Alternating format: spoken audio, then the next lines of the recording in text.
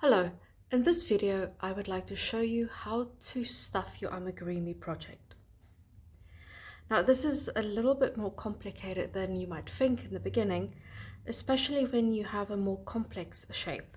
Here just for demonstration I have a very small little round shape, but if you have a more complex shape, for example if you have a head with a muzzle included, it's really important to shape your object as you stuff it. You also want to avoid creating clumps or uneven sections, and it's important not to under or over stuff. I use this fiber fill, and as it comes out of the bag you'll notice that it was already slightly in clumps with more parts that are more dense than others.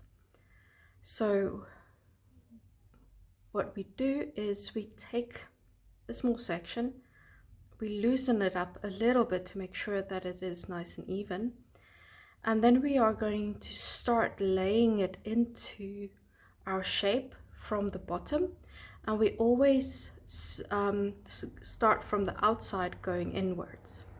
So you would take this, we would press it inside, and then we will start by pressing it into the sides so that the center stays hollow to start with. So we'll take another little clump, loosen it up a bit, and then starting at the bottom, press it to the sides. What I like to do is I like to hold it in the palm of my hand so I can press against my hand as I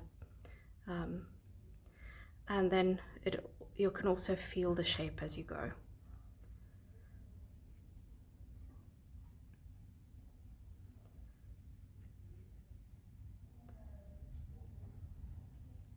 Like I said, you try and keep the center hollow in the beginning and press to the sides.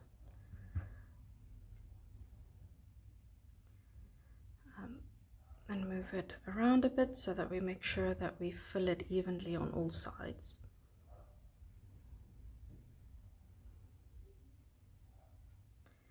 Now you will normally start, the pattern will tell you when to start stuffing.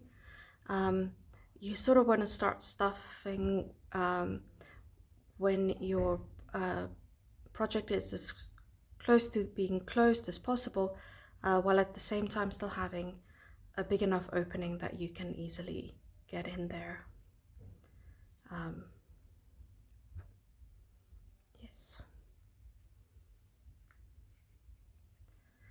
All right, now an easy mistake to make is when you come to the top is to forget to also shape these final rows. So you want to make sure that you get some stuffing in there. Now you can always, if it's a bigger project, crochet another couple of rows and then stuff again if this becomes too complicated. Now when do you know if it's too much or too little stuffing?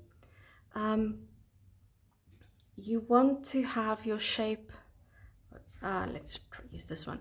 You want to have it firm so it doesn't misform under its own weight, and that it can keep its own shape, but you don't want to overstuff it so tightly that it becomes hard and that it starts stretching your stitches apart, and then you can see the stuffing in between.